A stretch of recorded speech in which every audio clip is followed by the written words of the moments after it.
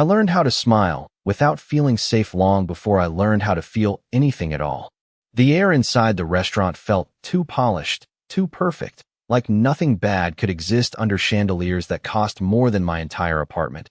But my hands still trembled as I balanced the tray, counting each step in inches, measuring every breath like it mattered, because it did, because one wrong move could follow me home later, and I couldn't afford that tonight, not again. Not when I had finally managed to cover the marks, just enough to pass under the soft golden lights that made everything look kinder than it really was. I kept my sleeves pulled down even though it was over 80 degrees outside, even though sweat gathered at the base of my neck and slid slowly down my spine. I ignored it. I ignored everything except the rhythm of the room, the low hum of conversations, the clink of glasses, the illusion of normal. And then the doors opened, and the illusion cracked without a sound. I didn't need to look to know something had changed. You feel power before you see it. Like pressure in the air before a storm. Every movement around me slowed just slightly, subtle, almost invisible, but enough for my pulse to trip over itself. I told myself not to look, just keep moving, just serve the drinks, just survive the shift.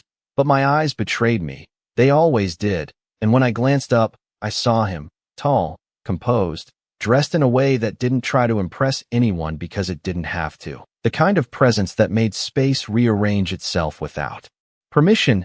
Adrian Volkov. I didn't know his name yet, but I knew what he was. Everyone did, even if they pretended not to. I turned away too quickly, nearly missing a step, my fingers tightening around the tray until they ached.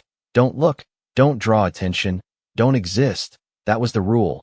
The only rule that kept things from getting worse. I moved toward the VIP section, focusing on the table numbers. On the safe script in my head: water, wine, polite smile, leave, repeat.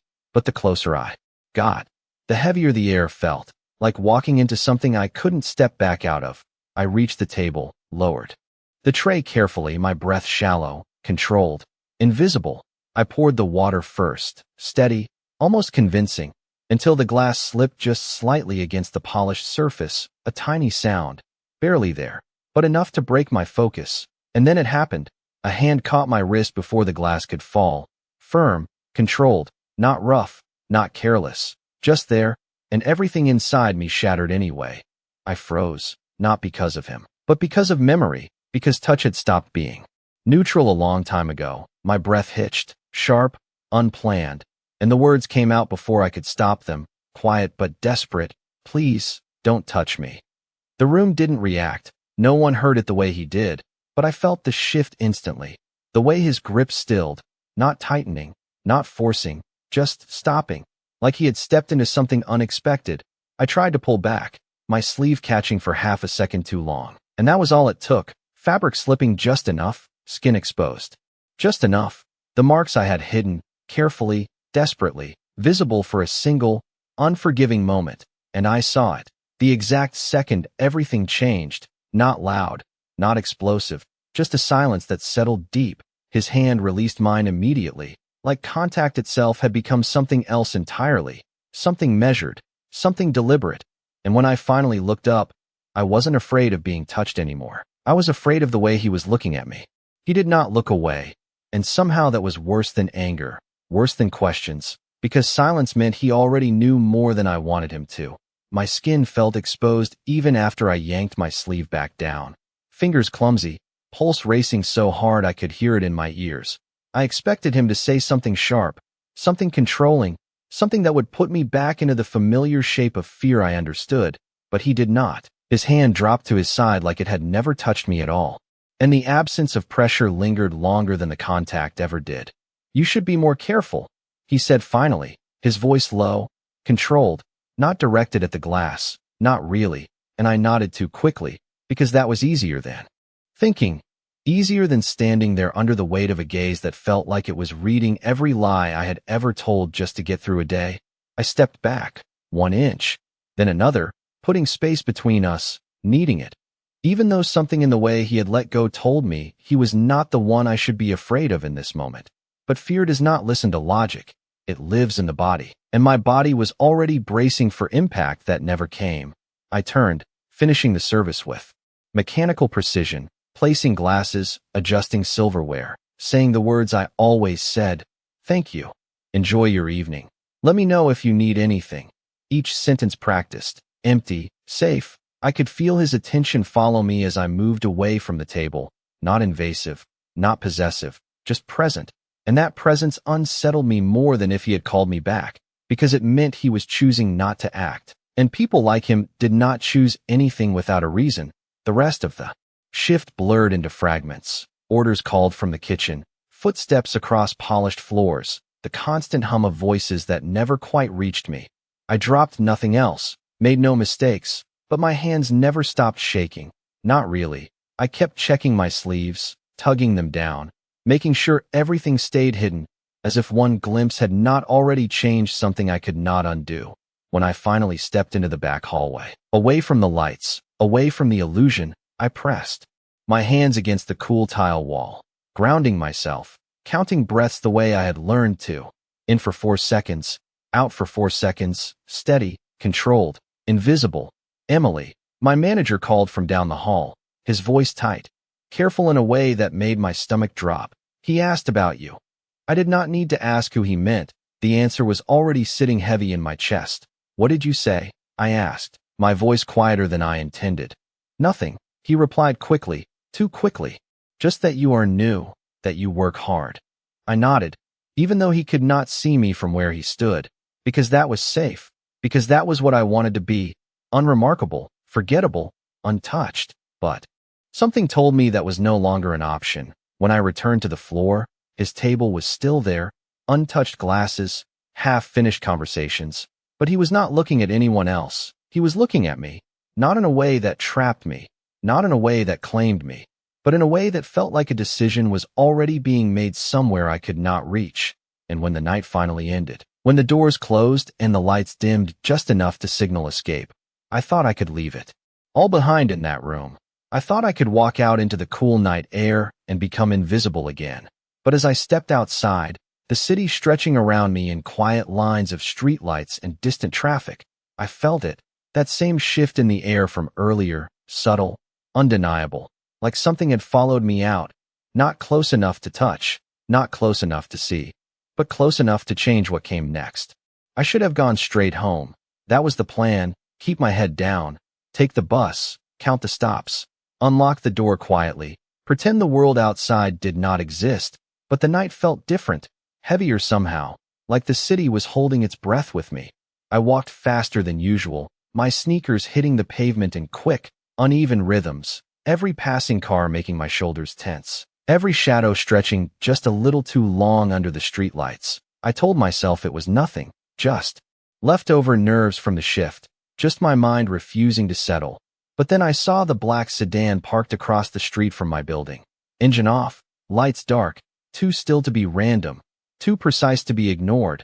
I slowed without meaning to, my fingers tightening around my bag strap, calculating distance, options, exits. The same quiet survival instinct that had been guiding me for months, now whispering warnings I could not afford to ignore.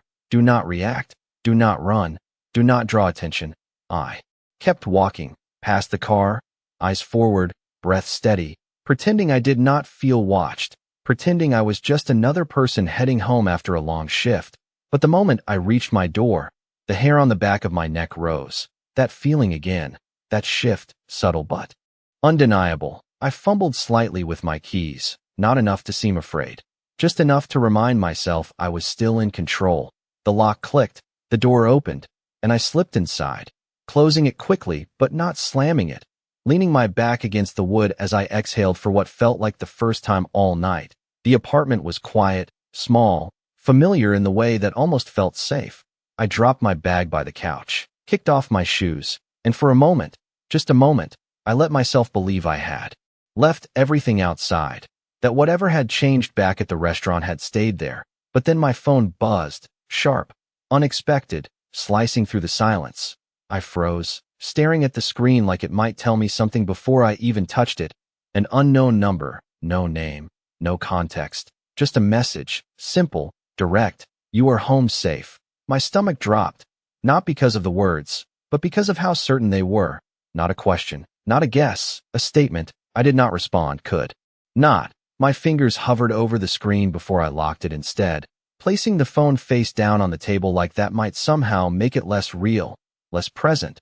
I moved through the apartment on autopilot, checking the windows, the locks, the spaces that never changed but always needed to be checked anyway. And when I finally reached the bathroom, I turned on the light and faced the mirror, slowly, carefully, like I was approaching someone else. My reflection looked the same as it always did: tired eyes, pale skin, hair pulled back too tight. But the illusion broke the moment I pushed my sleeve up, just slightly, just enough to see what he had seen. The mark's still there, faded at the edges but impossible to ignore. I traced one lightly with my fingertips, not out of curiosity, but out of habit, grounding myself in something I understood, something predictable.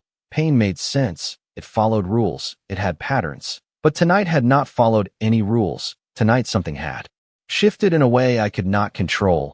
I lowered my sleeve again quickly, like hiding it could undo the moment, undo the look in his eyes, the quiet decision that had passed between us without words. I stepped back from the mirror, shaking my head slightly. No, I told myself. No, do not read into it. Do not imagine things that are not there.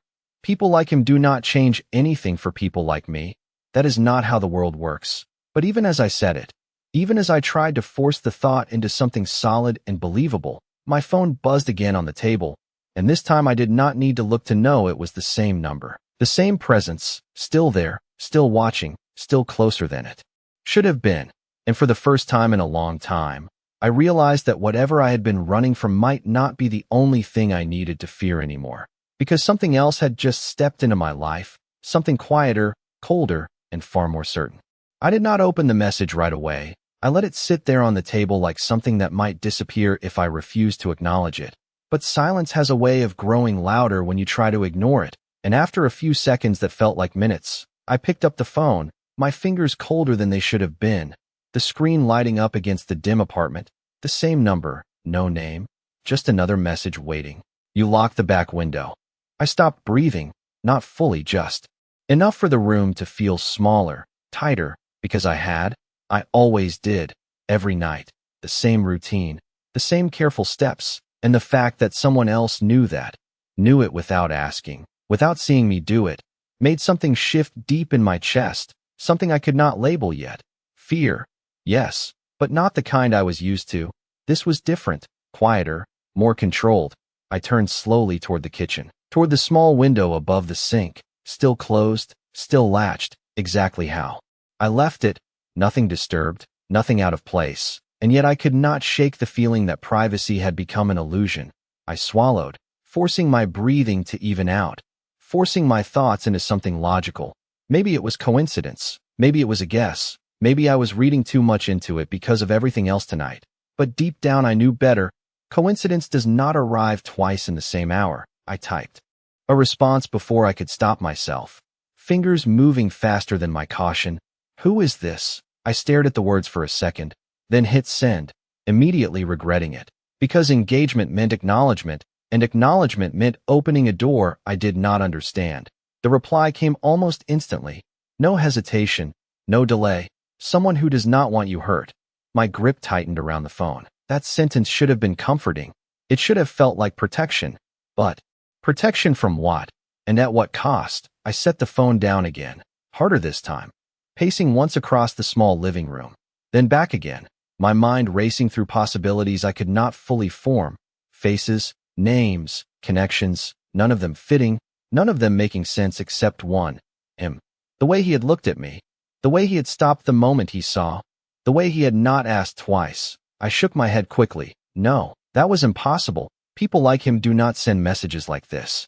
They do not explain themselves. They act. And that thought settled into something colder, something heavier, because if he had already acted, I would not know yet. I would only feel the absence later.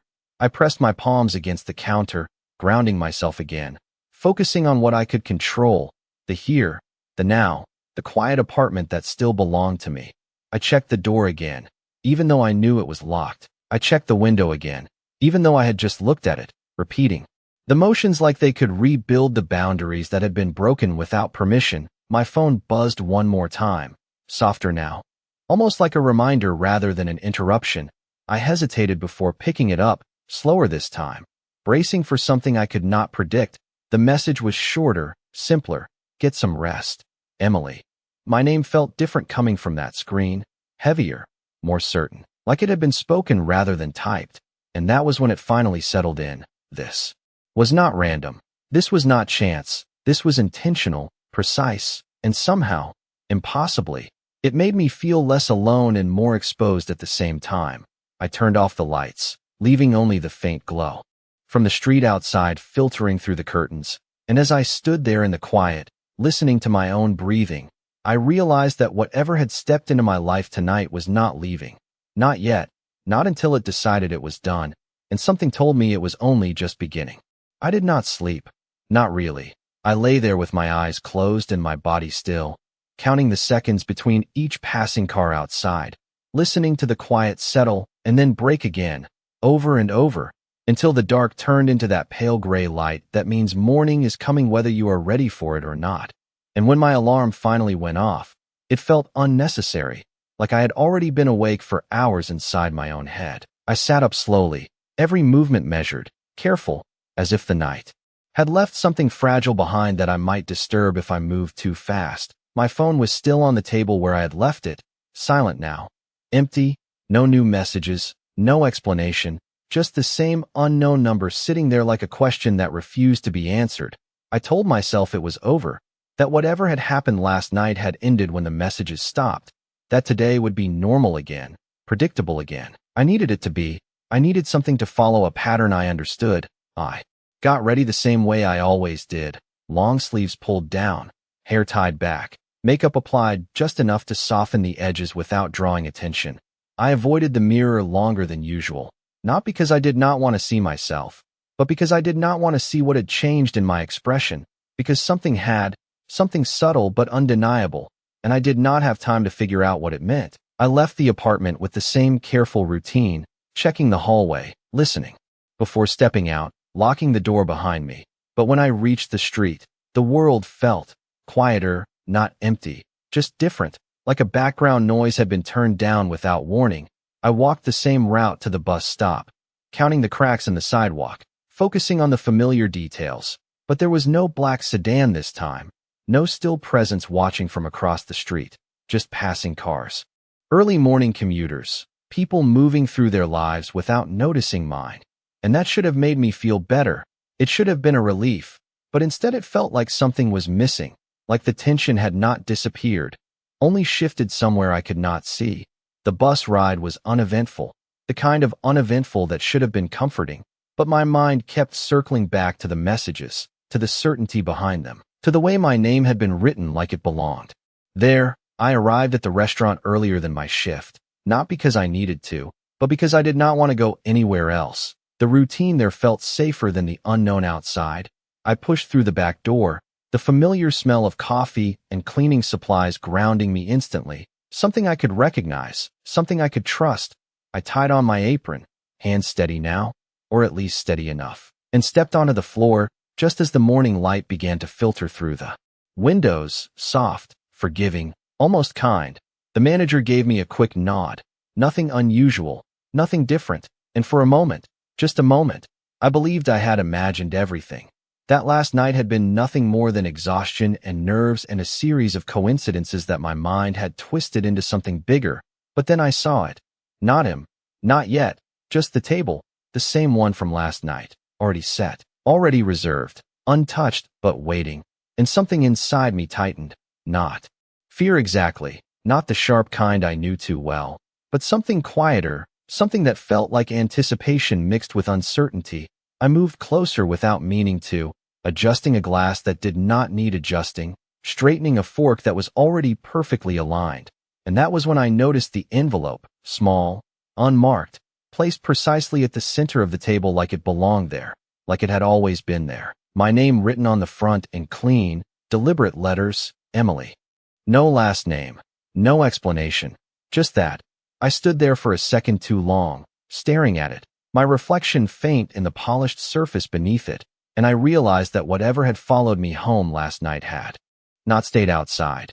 It had found its way here, into the only place I thought I could still pretend everything was normal, and it was waiting for me to open it.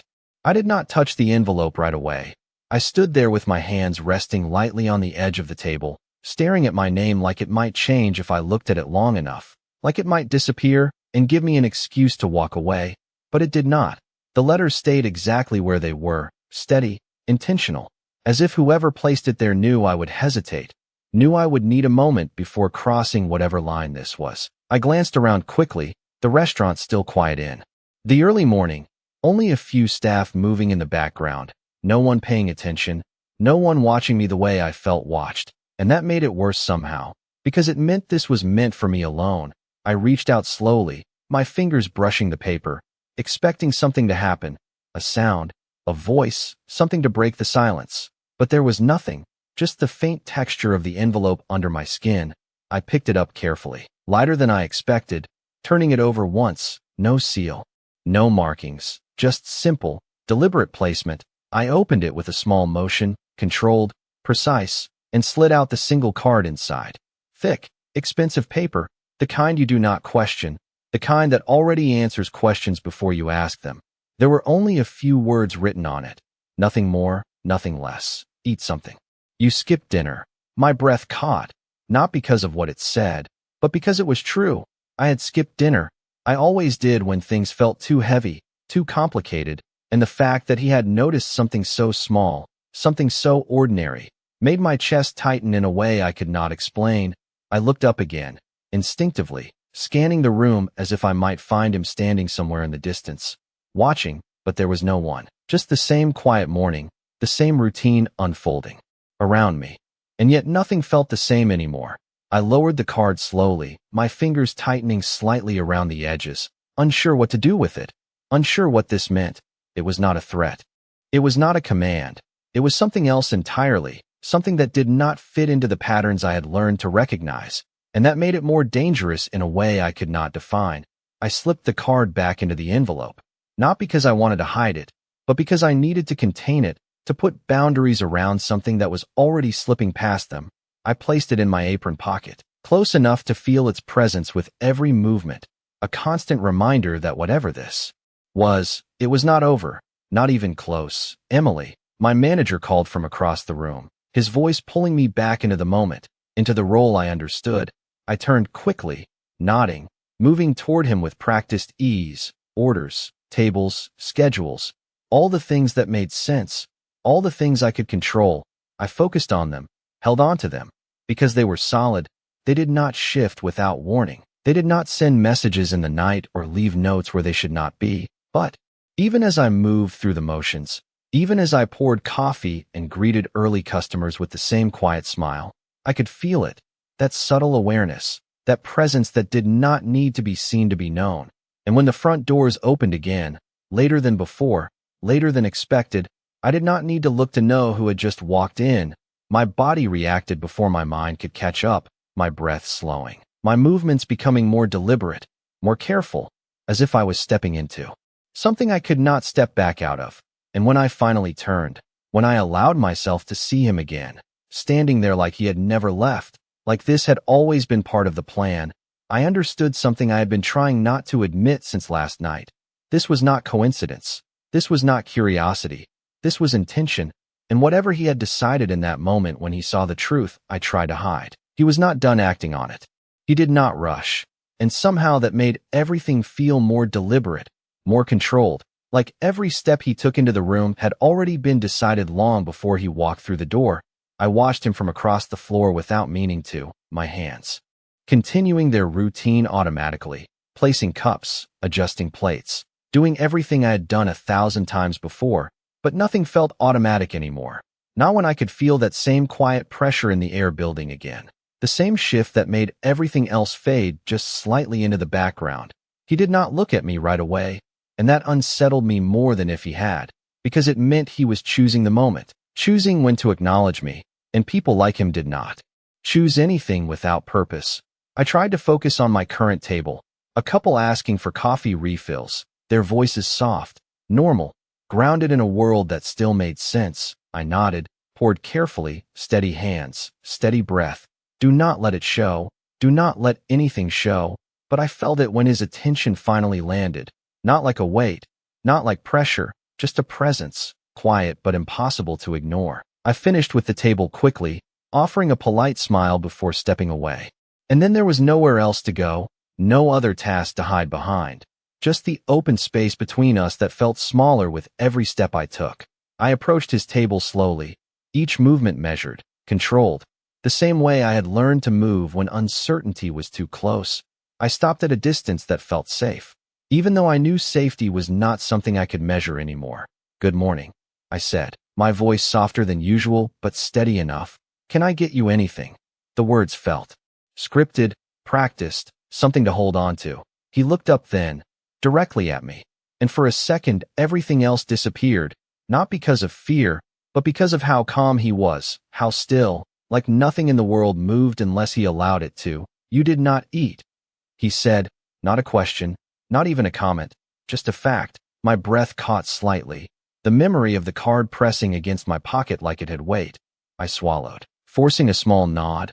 I was not hungry. I replied the lie.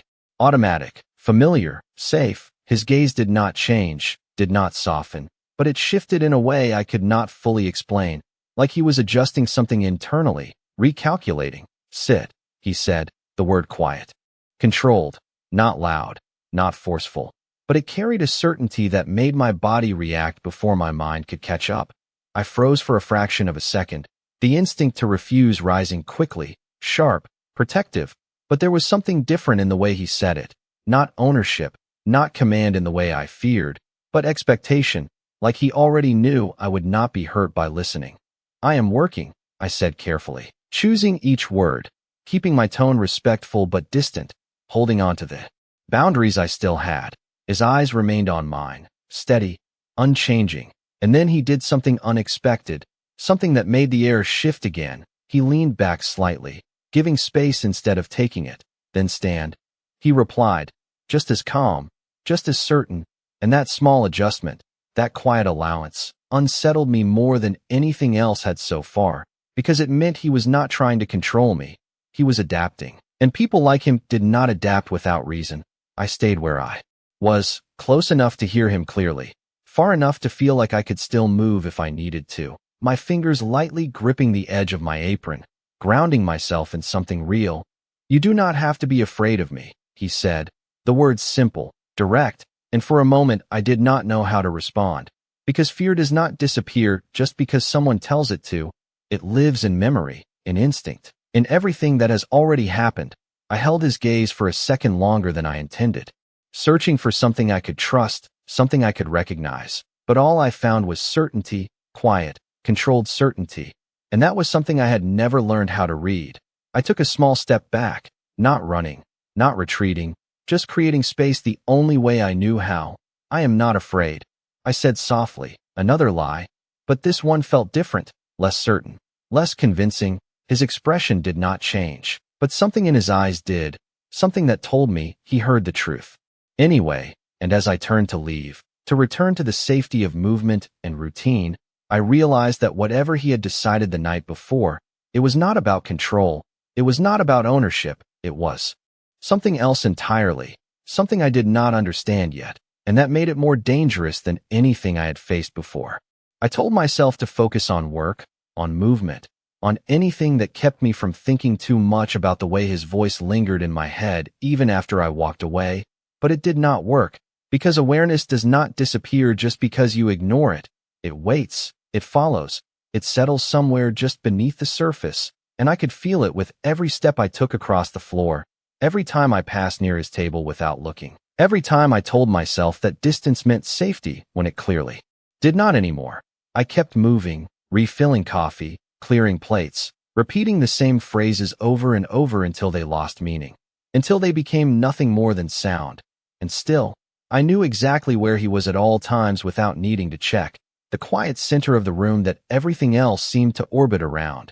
Time passed, slowly at first, then all at once. The lunch rush building just enough to pull my attention away in fragments, small moments where I could almost forget, almost breathe without measuring it. But then it happened again. That shift, subtle but immediate, like the air itself had changed direction, And before I could stop myself, I looked up. His chair was empty. The table cleared except for one thing. Something small placed exactly where I had stood earlier, and my chest tightened before my mind could catch up. I moved toward it without thinking, weaving between tables, careful not to draw attention, careful to keep everything normal on the outside. While something unfamiliar built quietly underneath, when I reached the table, I saw it clearly. A plate, untouched, simple, not extravagant, just enough food to be real, to be intentional, to mean something without saying too much. And next to it, another note. Same paper, same precise handwriting. Eat before it gets cold. I stood there longer than I should have, longer than anyone would consider normal, staring at something so ordinary that it should not have felt like this. But it did, because no one had ever noticed things like this before. No one had ever paid attention in a way that did not come with expectations or consequences attached. And that difference made it harder to understand, harder to trust. I glanced around quickly, instinctive, searching for him, for confirmation, for anything that would explain what this meant. But he was gone, not in a dramatic way, not in a way that left questions, just gone like he had been there long enough to do exactly what he intended and nothing more. I exhaled slowly, my hand hovering over the plate, hesitating, because taking it meant accepting something, even if I did not fully understand what that something was. But leaving it felt like ignoring something that would not stay ignored. I sat down before I could change my mind. Just for a second, just long enough to take one bite. That was all I told myself. Just enough to prove that I could, that I was still in control of my own choices. The food was warm, simple, exactly what it needed to be, and that somehow made it harder, because there was no excess, no display, just quiet intention. I swallowed slowly, aware of how strange this moment was, sitting at a table meant for someone else, eating something that had been placed there for me without asking, without permission, and yet not feeling threatened by it, not in the way I should have. I stood up quickly after a few bites, stepping away, putting distance between myself and something that felt too close to becoming real, too close to changing something I had worked too hard to keep contained. I returned to work, to movement, to routine, but the taste lingered, not just on my tongue, but somewhere deeper, somewhere that recognized the difference between being watched and being seen. And for the first time, I realized that the line between those two things was not as clear as I had always believed, because one made you disappear, and the other made you impossible to ignore. The rest of the shift passed in fragments, small moments stitched together by routine that no longer felt like safety, but something I clung to anyway, because without it everything else would feel too uncertain, too exposed. I kept moving, kept working, but something inside me had shifted, something quiet and irreversible, and I could not pretend it had not.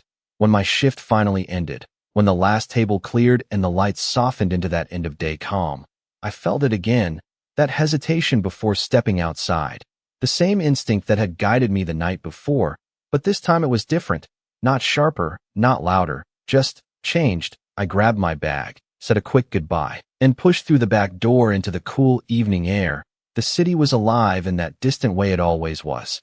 Traffic humming, voices blending into the background, everything normal, everything familiar, and yet I paused on the sidewalk, just for a second, letting my eyes adjust, letting my senses settle, expecting something, I did not know what, but something.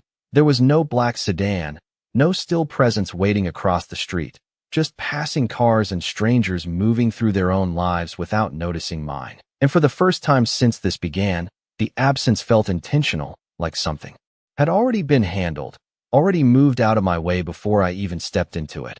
I started walking, slower than usual, my steps no longer rushed, no longer measured in the same desperate way, the tension in my shoulders easing just slightly, not gone, but different, like it had been redirected somewhere I could not see.